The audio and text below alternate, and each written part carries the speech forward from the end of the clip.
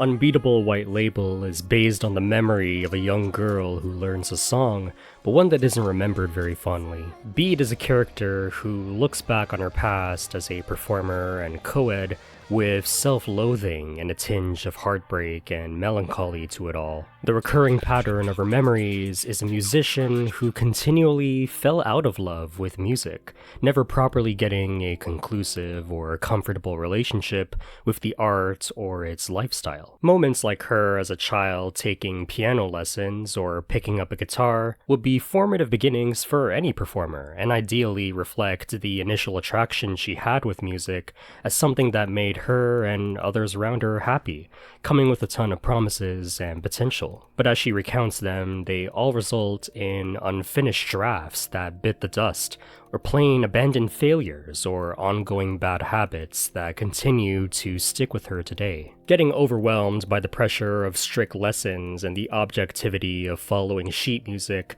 and dropping a guitar because of how slowly she assumed she was learning it, both plant this stigma in her head that music is some foreign language she'll never be privileged to understand or confidently embody. And this incomplete feeling permeates to even her current age and her regretful moments of recent memory, getting a bad temper over having to wait for people late for band practices, while getting annoyed at herself for being just as tardy, yet just as critical to those around her, and struggling to commit to books or diaries because of their intention to be filled from start to end, coming from her innate fear of never getting to reach a proper ending when starting to work on something, which is why she resorts to a mess of loose papers to get by. One of the more harrowing experiences she shares is about attending a college party while underaged and running into her professor, treating her like any other casual adult attending. Thankfully, it doesn't go into any awful territory between the two. Beat makes that pretty clear when recalling this story,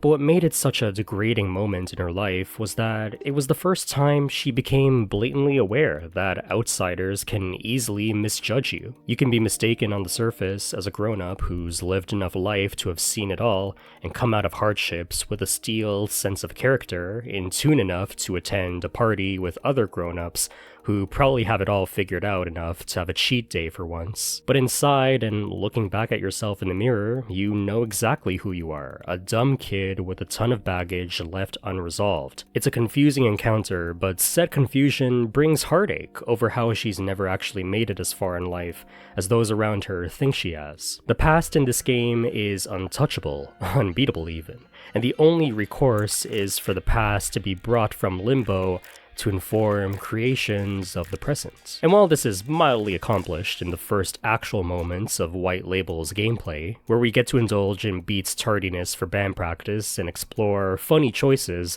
that could have helped soften the blows of her bad habits, it's the core rhythm-action gameplay and feature tracklist here where catharsis to all of these dilemmas of the past truly lie.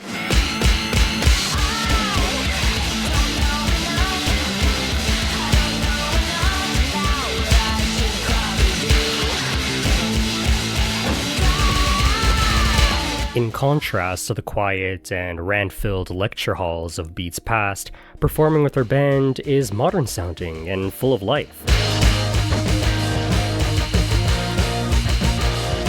With a touch of hope lining the poetic lyrics, and a tone that yearns for a minor key premise to achieve a happier major key.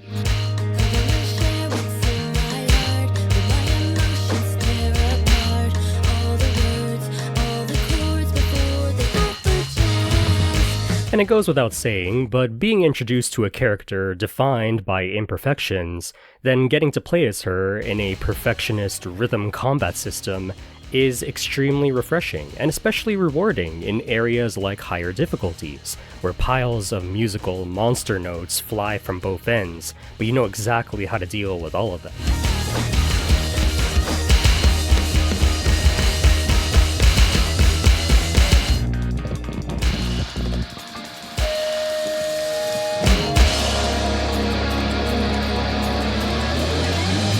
But the main highlight are the songs written in Beat's character that may not reach out to her past and magically make things better, but strive to help her and others who relate to her experiences to put that corrective step forward. Of course, coming from someone as worn out by music as Beat, it's not always going to be told in the most graceful manner. A song like Proper Rhythm is practically designed to make fun of her childhood music lessons and their uptight objectivity that once bogged her down. You should be sitting up straight, but without stiffness, and should feel comfortable. Don't ever let yourself become tense. Now let's type some more on the home row key. Ready?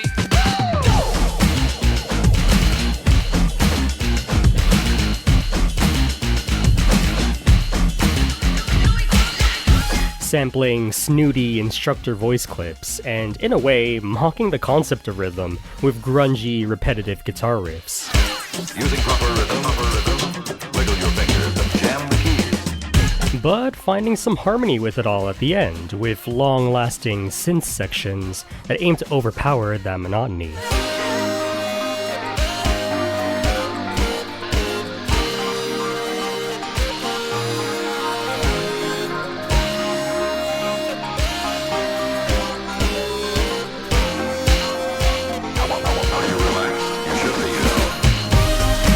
I like to think of this track as the one that gets her the most out of her head.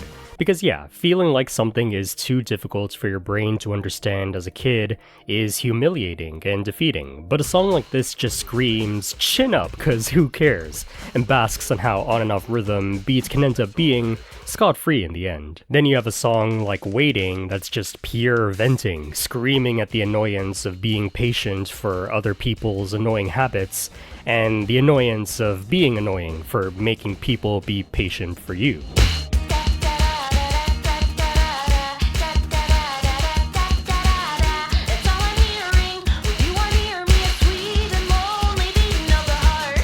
I can understand this song being the one that detracts listeners the most. A song about annoyance is bound to have some annoyance feed into your enjoyment of listening to it. But I think it's pretty justified reading into it further. Waiting is more figuratively about Beat's annoyance at getting stuck in the past and her sense of incompleteness, and more literally about a one-sided relationship with someone who isn't always willing to meet her halfway.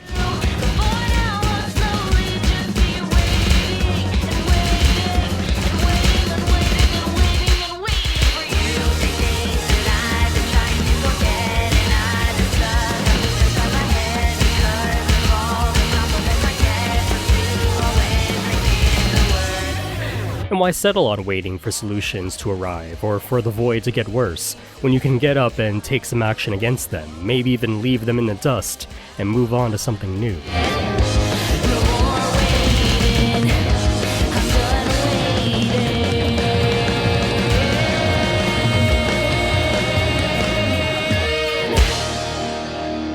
But when the songs aren't a garage punk call to action against the past, there are tracks here that actively confront Beat's desires for better outcomes, to find their way into her life again someday. Empty Diary is the most calming track here, where Beat gives more credit to herself for actively trying to complete sheets of thoughts and feelings, even when coming undercooked in the end.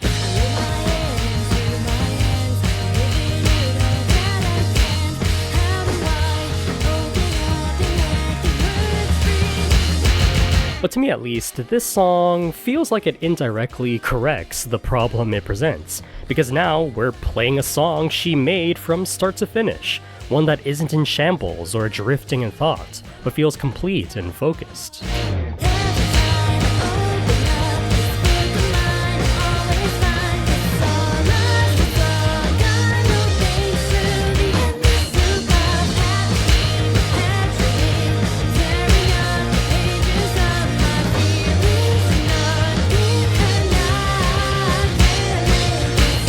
It's one of the more subtle signs you get of Beat growing as a person.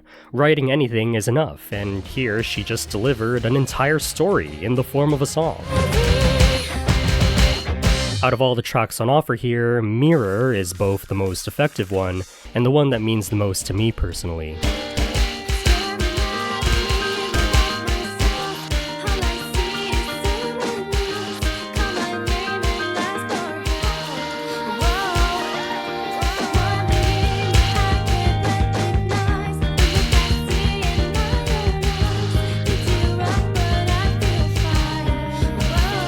Being ashamed at how people externally see you versus how you actually feel inside is interpreted like a back and forth conversation with oneself in the lyrics.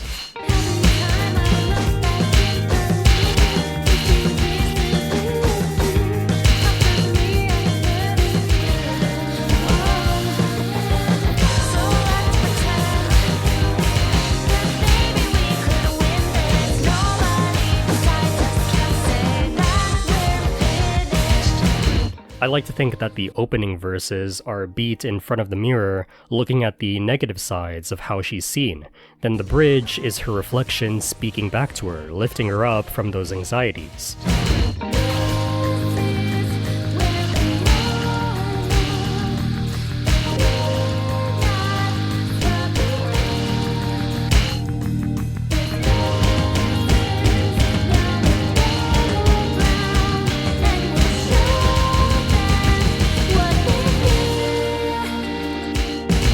Then the chorus is both of them united, perhaps not as the same person and with the threat of still resembling someone she actually isn't, but admitting that they both share the spotlight and are two halves of an ultimate truth, a genuine person that anyone can mischaracterize all they want.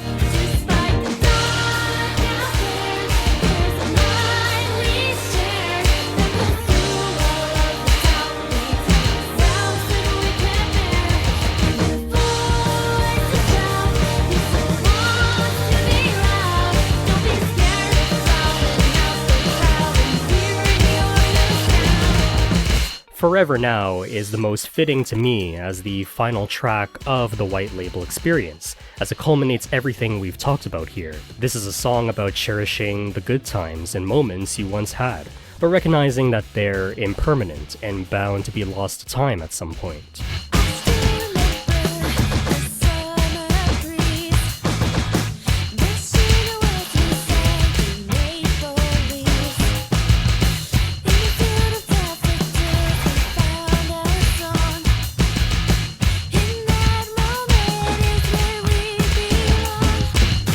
The resolution that the song holds onto is music to materialize memories, while also recognizing that physical media itself can also decay and become worn out, possibly never being recovered.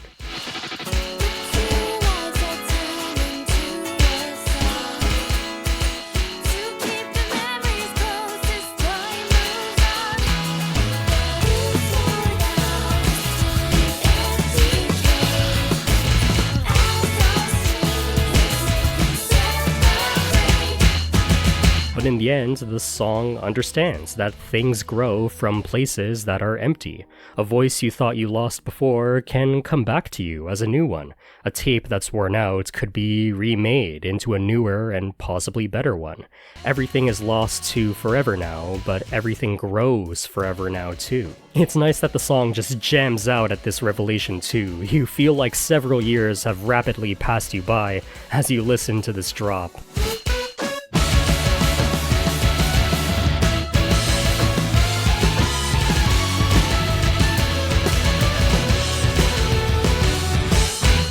Now, White Label doesn't end at just the original tracks with cutscenes stapled between them. There's of course mastering higher difficulties, there are plenty of remixes of these tracks to master the beat maps of, in different unique and off-the-wall moods, and featured guest tracks with an adjacent mood to the main ones.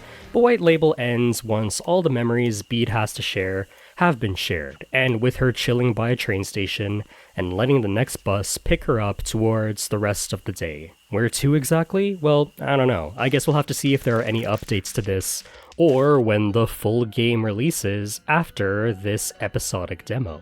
Yep, as of writing, Unbeatable White Label is an incomplete demo of an upcoming game, and on top of me just thinking how poetically brilliant it is for a game about an unsatisfying, incomplete memory, to have a satisfying yet incomplete game to complement it, it's also extremely impressive. Though I'm not really making this video to compliment anything substantially about the gameplay here, White Label is meant to be a free arcade experience of Unbeatable's core gameplay, and and is the main sample on offer. But I think I want to wait until the full release arrives before I can comment or analyze anything critically about it. I'm gonna spare all of you a 30-minute section talking about controls and a cartoon music game for now. I will say that while Unbeatable systems aren't the most original out there, a combat-oriented music game about bashing things and playing crowd control fits pretty well with both Beat's fear of inconclusiveness and in some parts her current issues with her temper. But what I did want to highlight here is an experience that gives you unlimited access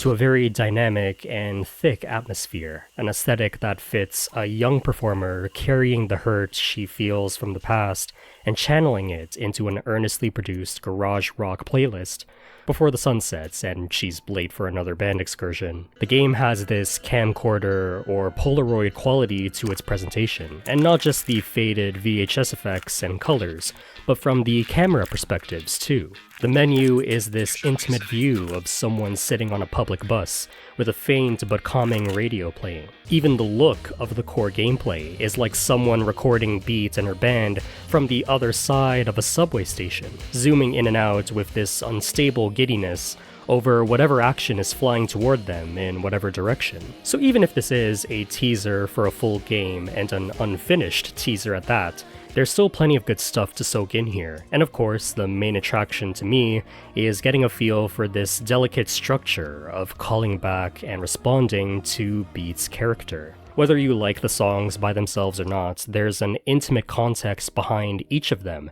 that's bound to tug at you emotionally. I can speak for myself when I say that the content currently on offer for White Label here has already given me the best releases from periods of downtime, stagnancy, and imperfections in my life than any other game currently. And I think whether any new updates or the actual full release testify to what's been demonstrated here with further details or entirely new developments on who exactly Beat was or is aiming to be, nothing can change the memory and comforting feelings I had with this game. Stuff that I cherish, knowing that a character shared a lot of the same personal feelings and dilemmas as myself. I don't get White Label because I'm some war-torn musician. I think I have to make that clear with every deep analysis I make of a music video game. I get it because I know exactly how it feels to be heartbroken by a passion because of a failure or a lack of cathartic closure to what I was doing. I know how it feels to be stubborn about bad habits and not exactly know how long it will take for me to course correct it. I know exactly how it feels for people to assume how far you've come, only to shrivel at the idea that you haven't gone as far as you would have liked, or even as far as your age or those around you expect you to go. I don't think you need to be a musician or exactly akin to Beat's pursuits or personality to say that her experiences and resolutions here can really speak to you. It does make me curious though, how not just future episodic updates to White Label will build upon what's been demonstrated here, but also how the full release will pull it off, if at all. I get the vibe that what's on offer for White Label is meant to be taken as a side story to the world of Unbeatable, and thus a side experience to the bigger release. A game that, for the record, is being marketed for its eccentric tagline of where music is illegal and you do crimes. No time for reminiscing, cause in the real Unbeatable game, Beat gets arrested. Which, can potentially put into the foreground some further insider context towards how Beat had such a messy relationship with music in the past, and how her playlist of today could conflict with a world where all of it is deemed a criminal offense. There's some potential here for dynamic set pieces and gameplay structures to hit hard with some painful introspection or moments of pressure. But I have a feeling a lot of the down-to-earth and critical inspection of who she is will mostly be a White Label specialty, while the main game hones in on her character past all the reflection. Which, I'm totally cool with. I'm a big fan of the setup of a moodier, therapeutic prequel game that paves the way for the grander, self-actualizing release. But it does make me curious how the storytelling of Unbeatable on its own will measure up, what it will carry from White Label, or if it will let it live a life of its own to prepare itself for the exciting, hybrid music adventure game it's crowdfunded to be. White Label's initial offerings, though, couldn't have come at a better time. You'd be hard-pressed to find a music game as simultaneously soothing and cleansing as this one. And while it does tell the story of a girl who learned a song once and got burned several times by it, White Label establishes that she's still willing to keep learning those songs, to find her way in life again. To think you get this much emotional maturity and self-respect than most video games you pay actual money for.